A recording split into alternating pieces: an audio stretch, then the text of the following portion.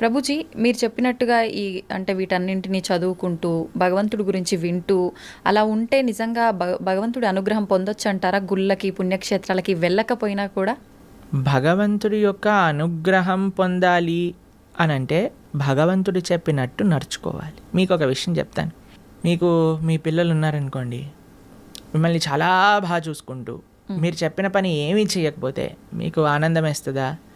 లేదా మిమ్మల్ని బాగా చూసుకుంటూ మీరు చెప్పిన పనులన్నీ కూడా చేస్తే బాగా ఆనందం వేస్తుందా? లేదా మిమ్మల్ని బాగా చూసుకోకపోయినా జస్ట్ మీరు చెప్పిన పనులన్నీ చేస్తే బాగా ఆనందం వేస్తుందా? బాగా చూసుకోవాలి, చెప్పింది వినాలి, అప్పుడే ఆనందంగా ఉంటుంది కదా. అదే మనం చేయాలి. భగవంతుడు చెప్పినట్టుగా నడుచుకోవాలి, భగవంతుడి యొక్క ఆరాధన చేయాలి. అది నిజమైన మంచి జీవుడు లేదా మంచి సనాతన ధర్మానికి చెందినవాడు చేసే పని.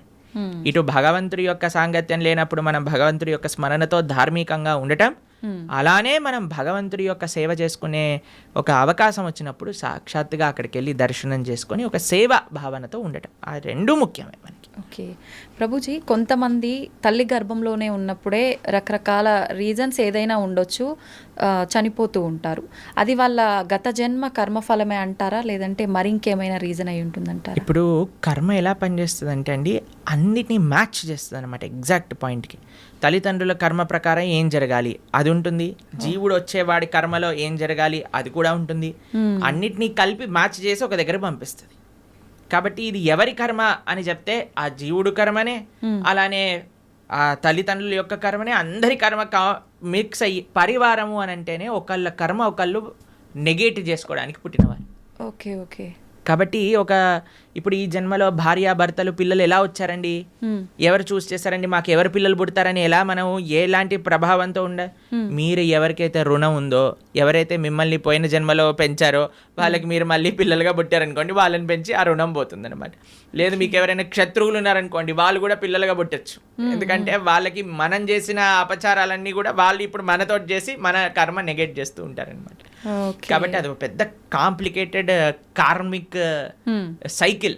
అది ఎవరి కర్మ ఎగ్జాక్ట్గా అని చెప్పడం, అందరి కర్మ కలిసి ఒక కుటుంబం ఏర్పడుతుంది. ఒకళ్ళ కర్మ ఒకళ్ళనొకళ్ళు నెగెట్ చేసుకుంటూ ఉంటారనమాట. అది కుటుంబం అంటే.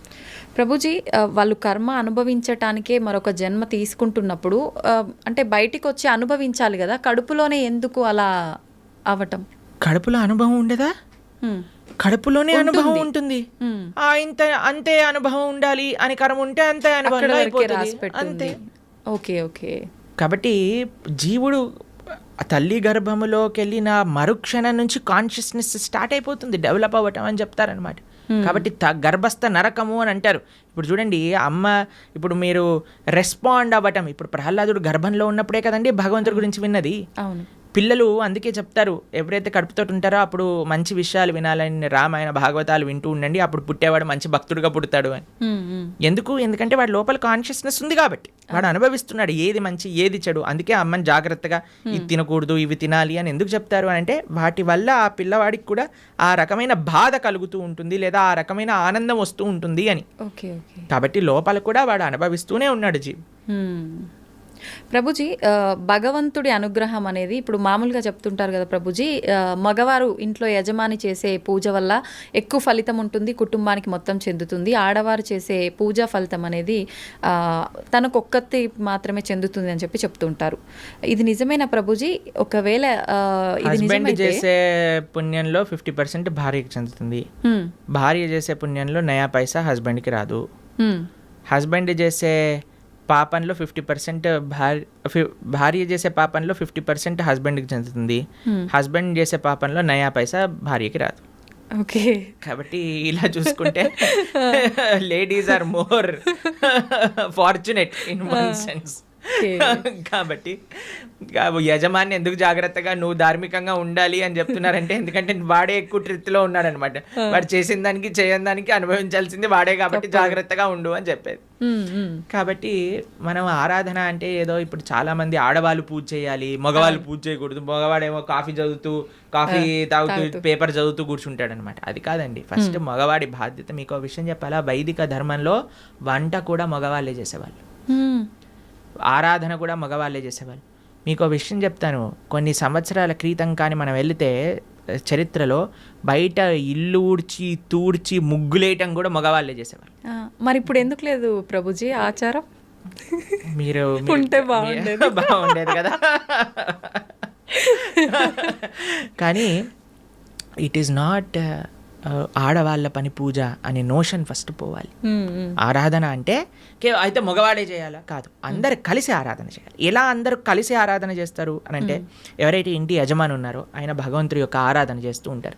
మరి ఇంట్లో ఉండే స్త్రీలు ఏం చేస్తారు? వాళ్ళు చక్కగా భగవంతుడికి నైవేద్యములు తయారు చేసి, భగవంతుడికి పూలమాలలు తయారు చేసి, భగవంతుడికి వస్త్రాలు కుట్టి వీళ్ళు ఆ సేవని సమర్పణ చేస్తారు. పిల్లలు ఏం చేస్తారు? బయటికి వెళ్ళి పూలు, తులసి ఇవన్నీ పట్టుకొని వస్తారు. ఏదైనా రూమ్లో ఆ నాన్నకి అమ్మకి, అమ్మ అక్కడ వంట చేసి ఇక్కడికి వచ్చి అందించి భగవంతుడికి నివేదన చేయడానికి ఇస్తూ ఉంటారు.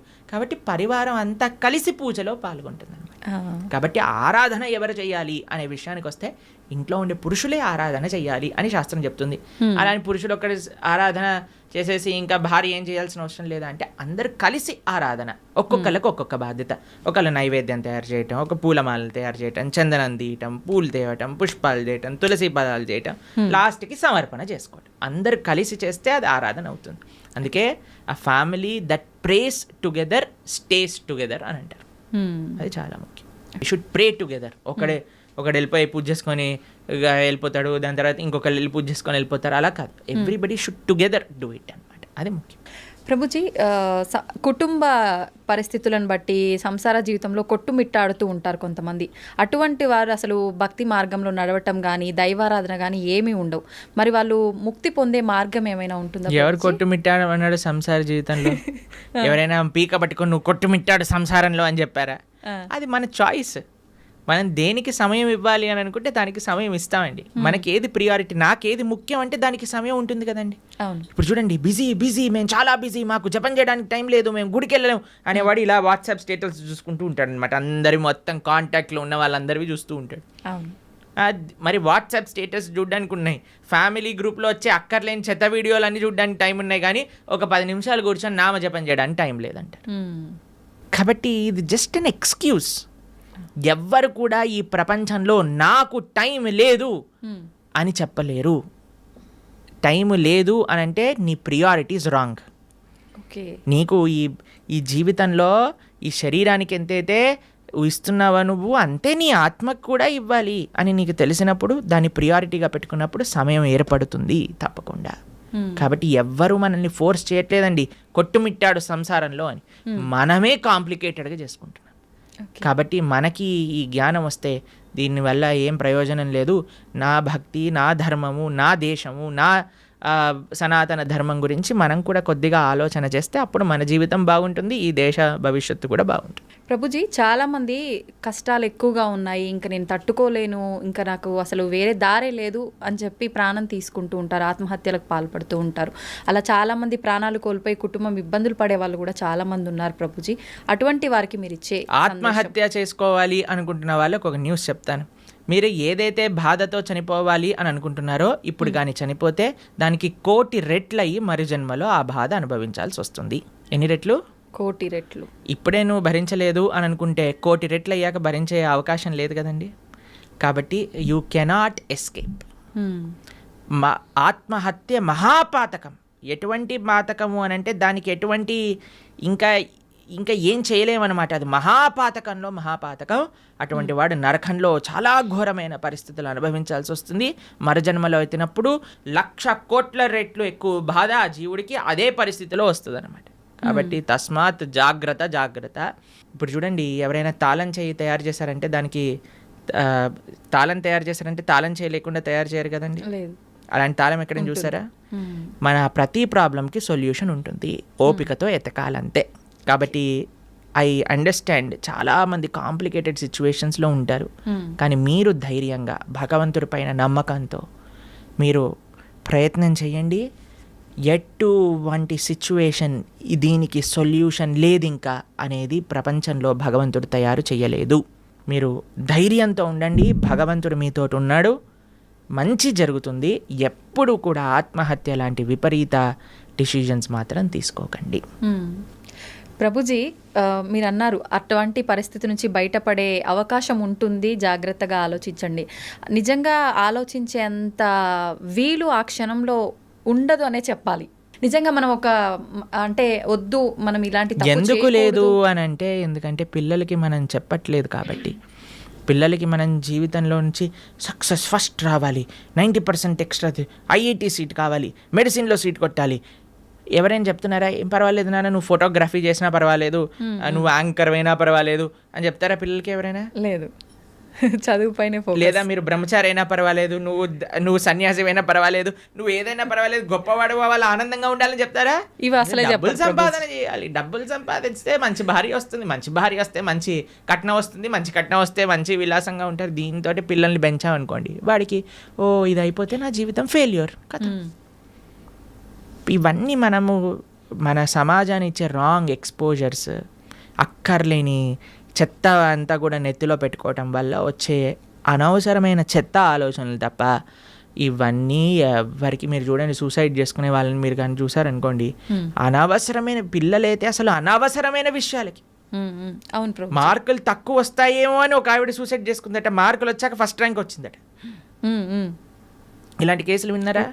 లవ్ ఫెయిలియర్, అలాంటి లవ్ ఫెయిలియర్ వాళ్ళందరినీ నాకే అనిపిస్తుంది వీళ్ళు నిజంగా చచ్చిపోయే వాళ్ళని కాదు, వీళ్ళని నిజంగా తల్లిదండ్రులే బాగా గుణపాఠం నేర్పించాలని. చిన్న చిన్న పిల్లలండి, 10th క్లాస్ పిల్లలు, ఇంటర్మీడియట్ చదివే వాళ్ళు, ఇంజనీరింగ్ చేసేవాళ్ళు, వాళ్ళకి డబ్బులన్నీ ఎందుకు పిల్లలకి ఎందుకు పంపిస్తున్నామండి? మనం ఏమన్నా లవ్వులలో ఉండమని పంపిస్తున్నారా, లేదా బాధ్యతాయుతంగా చదువుకొని ముందుకెళ్ళాలని పంపిస్తున్నారా?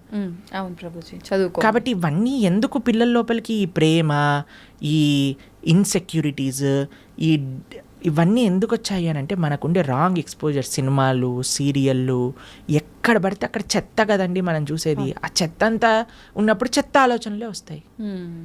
దాన్ని ఇంగ్లీష్లో good in good out, bad in bad out principal అంటారట. గుడ్ ఇన్ గుడ్ అవుట్, మనకి ఏదైతే మంచి ఆలోచనలు ఉన్నాయో, మంచి ఆలోచనలు కానీ, మంచి దృశ్యాలు కానీ, మంచి సాంగత్యం కానీ మనకు ఉందనుకోండి, మంచి ఆలోచనలు వస్తాయి. ఏ కష్టం వచ్చినా సరే, అయ్యా ఏదో ఒక కష్టం ఉన్నా సరే తండ్రి, it is common for everybody, కాబట్టి బయటకు వస్తాయి. ఎందుకంటే సినిమాలలో కష్టాలు చూపించరు కదండి. సినిమాలలో ఏం చూపిస్తారు? అంతే శుభం శుభం హ్యాపీ కార్డ్ వేసేస్తారు అనమాట లాస్ట్కి. హి లివ్డ్ హ్యాపీలీ ఫర్ ఎవర్. కానీ తర్వాత తెలుస్తుంది పెళ్ళి అయ్యాక సార్ నిజాం బాధలు స్టార్ట్ అవుతాయి. పెళ్ళిళ్ళలో సినిమాలలో చూపిస్తారా? వాడు ఏదో ప్రేమ ఇది చేసేసుకుంటాడు, తర్వాత లాస్ట్కి విలన్ తోటి ఫైటింగ్ అయిపోతుంది, ఇద్దరు పెళ్లి చేసుకుంటారు, హ్యాపీ అయిపోతుంది. పెళ్ళి అయ్యాక ముందుంది ముసల పండగ, అది తెలియదు కదా వీడికి. అవును. కాబట్టి మనం అన్ని మంచి మంచి విషయాలు, అందుకే ఇప్పుడు చాలాసార్లు మేము ఎప్పుడైనా ఇన్స్టాగ్రామ్లో చూసామనుకోండి, real life and real life అని పంపిస్తుంటారు. రియల్ లైఫ్ అంతా బాగానే ఉంటుందండి, అందరూ కూడా మీరు స్క్రీన్ పైన చూసి అది చేస్తూ ఇది చేస్తూ ఓ వాళ్ళు ఇంత వీళ్ళు ఇంత అని. కానీ ప్రతి ఒక్కళ్ళ జీవితంలో బాధలు ఉన్నాయి, ఇది ఫస్ట్ అర్థం చేసుకోవాలి. మనకొక్కడికే బాధ ఉంది, ప్రపంచం అంతా ఆనందంగా బ్రతుకుతున్నారు అనే అపోహ నుంచి బయటికి రావాలి. ఈ అపోహ ఫస్ట్ మనకు ఉండకూడదు. అందరూ బాగున్నారు, నేను ఒక్కనే బాధపడుతున్నా, అది కాదయ్యా. అందరూ నువ్వు బయటికి వెళ్ళినప్పుడు ఎలా అయితే ఆనందంగా నటిస్తున్నావో అందరూ అలానే నటిస్తున్నారు. ఎవడు బాగున్నాడు అని అంటే, ఎవరైతే మన శుద్ధి అహంకారంతో భగవంతుడిని ఆశ్రయించిన వాడు తప్ప మిగతా వాళ్ళందరూ బాధల్లో ఉన్నారు. ఇది 110% సత్యం. ఎక్కడ సైన్ చేయమన్నా మేము సైన్ చేసి ఇస్తాం, ఎందుకంటే ఇది శాస్త్రవాక్కు. సవై పుంసాం పరోధర్మో యతో భక్తిర్ అదోక్షచే అహైతుకి అప్రతిహత ఏ ఆత్మ సుప్రదీయతే. ప్రశాంతత కావాలి అంటే భగవంతుని ఆశ్రయించాలి. There is no other way out. ధన్యవాదాలు ప్రభుజీ, మంచి విషయాలు తెలియజేశారు.